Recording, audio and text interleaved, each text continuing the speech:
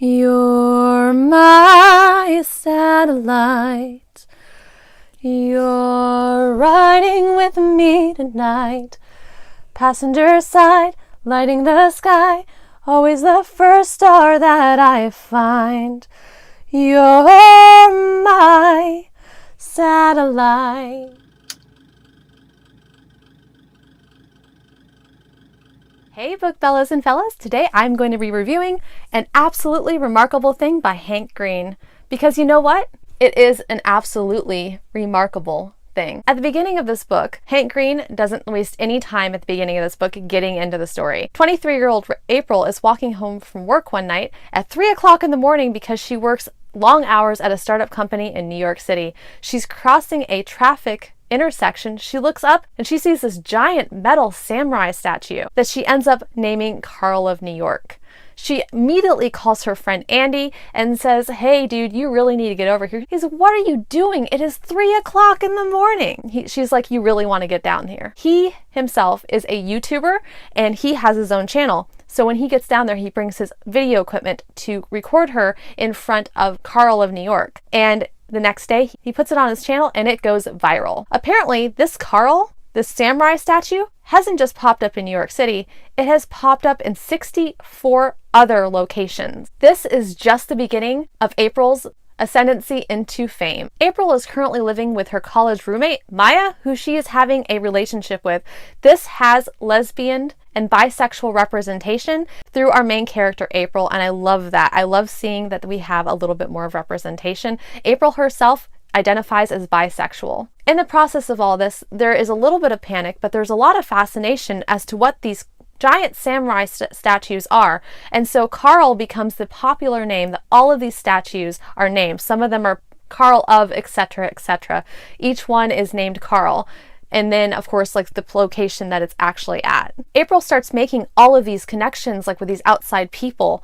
And she ends up meeting this one girl named Miranda, who is a graduate student and studies science of materials at Berkeley. She starts asking April all of these questions about how Carl felt, because the only Carl that's in her area is blocked off for investigation. April says that there is a strange thing about him, like where he's just naturally warm, and she finds that to be very interesting. Now, as time goes on, they start investigating more and more about the Carl situation, where he came from. Nobody actually saw Carl go up.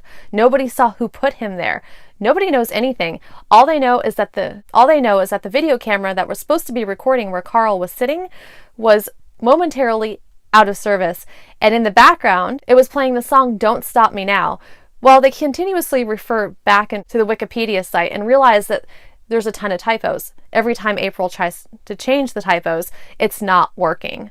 So they actually end up spelling out I-A-M-U. So their friend Miranda from Berkeley says those are actually elements. So they take the elements and they press them against Carl's hand in New York City, and the hand mysteriously gets up and walks away. The rest of the Carl's there, but the hand goes away. Weird much? This book is so quirky. This book is kind of weird, but it's also extremely fascinating, and it looks at fame. As time goes on, April becomes more and more famous. She starts interacting with social media a way that she never has before. Before this whole Carl thing happened, she never went on social media.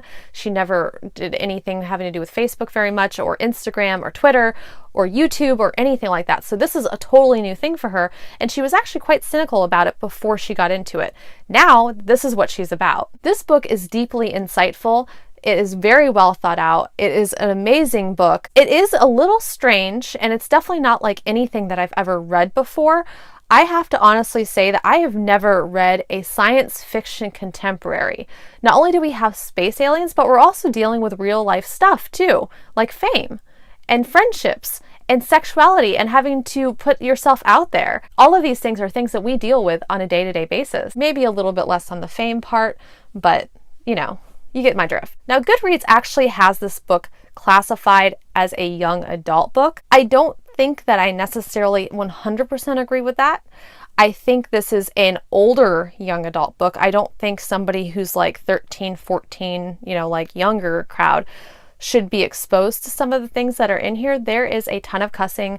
And while I know some YA books do have cussing in them, it seems like there was quite a bit for the fact that this was a young adult book. Nothing offensive. I didn't find it offensive. I just know some people out there might, especially if they know that their kid's going to be reading this.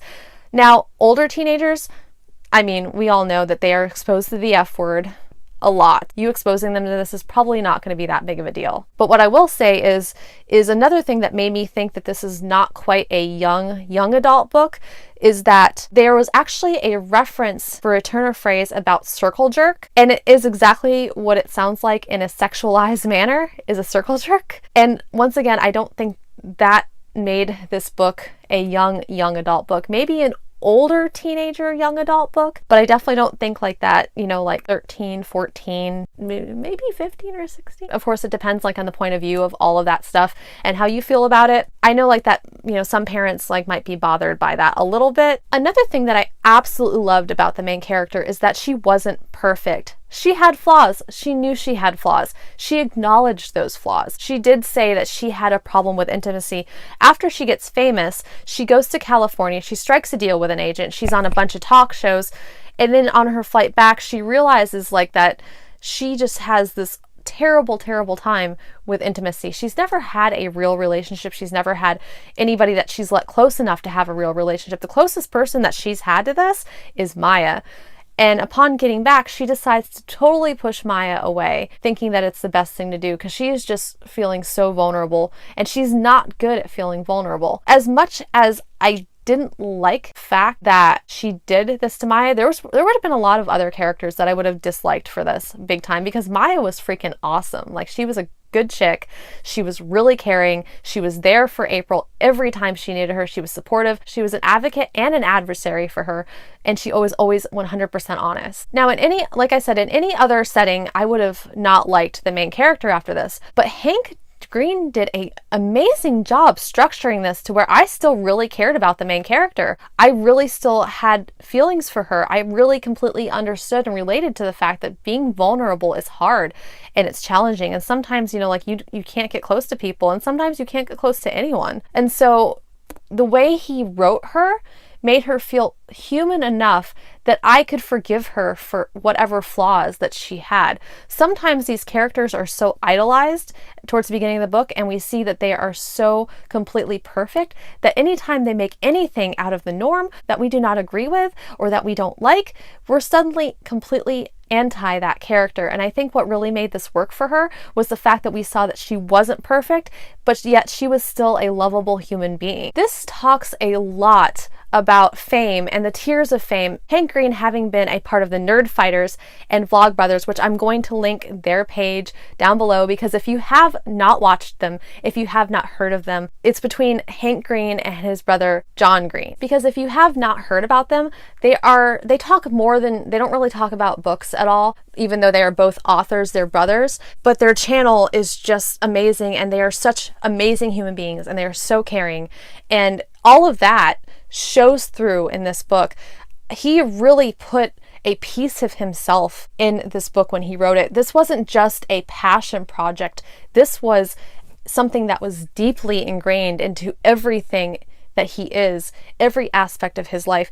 He put his life experiences in here, and things that he's observed about fame and things that emotionally that have affected him. And you can definitely tell like that he really feels connected to this main character. He gave her the knowledge that he has to do the things that she needed to do in this book, to make these articulate observations about what was going on around her, and in fact turn around and widen our minds at the same time. Another thing that I really appreciated about this book was the fact that it wasn't just a study of fame, it was how people interact with the internet and how we respond to the internet. And it also really is about how the internet can serve to bring people with similar passions and similar ideas and similar beliefs together in this wider universe. I loved all the metaphors for real life in this book, and they were so deeply ingrained in our story. At one point, April even acquires an internet troll named Peter Petwick. After all this stuff with Carl happened, Peter Petwick decided to say, oh, Carl's evil, we don't know that he's good, so he scared the masses. And we saw this huge divide on the internet between people that followed April who believed the goodness of the Carls. And then you have people that followed Peter who believed that the Carls were evil and that we should all be worried because we don't actually know what their motives are. The people that followed Peter were called the defenders. And so we also see this huge divide between one group and another. And we often see that a lot for particular issues on the internet. I mean, politics. Politics is a perfect example of that. I mean, we see this huge divide. Either you're here or you're here. And and then you have like a bunch of people like that are caught in the middle that are just kind of observing that. But this is not for those people that are caught in the middle. This is for the people like that are involved, that are on each side of the line. I kind of don't want to say too much more about this. I think I've done everything that I could to kind of capture what this book is about. And it is really incredibly written. I really do think that this was something that really contributed to how I viewed the world. It expanded my mind. We often read fiction for fun, but we also read fiction because sometimes fiction is better at reflecting real life than nonfiction is. And that's what this book does. This book expands our idea. It gives us a feel. It doesn't just give us facts. It makes us feel. It gives us a feel for what the character is actually going through. And we are feeling these feelings along with her, which makes them feel like we can just reach out and touch them. And in so many instances, I felt like I could just reach out and touch April as a real human being. So that's all I have to say about this. Actually, I have a lot more to say about this, but everything else is going to be a spoiler for you. Kind of been wanting to talk about the ending of this because I had some mixed emotions, not negative mixed emotions, just mixed emotions in general. It didn't make me love the book any less. It's just, it was totally different.